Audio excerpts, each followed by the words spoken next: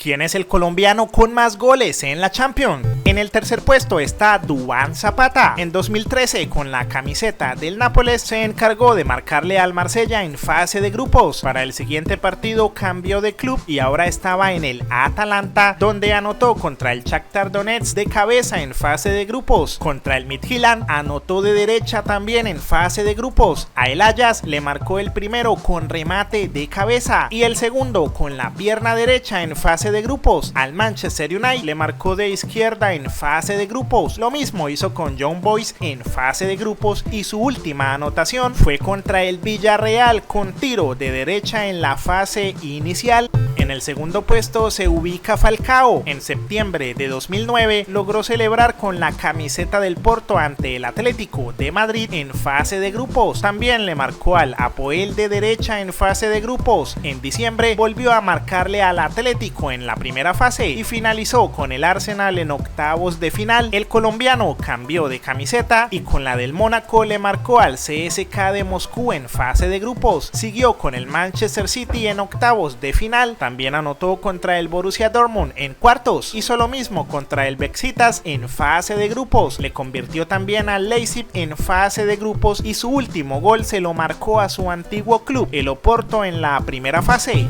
Y el primer puesto lo comparten dos futbolistas. El primero es Jackson Martínez, quien anotó 2 goles con el Porto para el Dinamo de Kiev en fase de grupos. Más tarde le marcó de cabeza al Paris Saint-Germain en fase de grupos. En la siguiente temporada fusiló al Atlético de Madrid en fase de grupos. También de cabeza rompió las redes del Austria Viena en la fase inicial. En la temporada siguiente rompió las redes del Bate Borisov en fase de grupos y sumó otros 2 contra el Shakhtar Donetsk. El Athletic Club también fue víctima de su pierna izquierda y en 2014 el Bate Borisov recibió otra anotación. En cuartos de final le marcó en 2 partidos diferentes al Bayern Múnich, cerrando así su ciclo goleador con el Porto. Martínez cambió de camiseta y ahora con la del Atlético de Madrid marcó su último gol en Champions contra el Astana.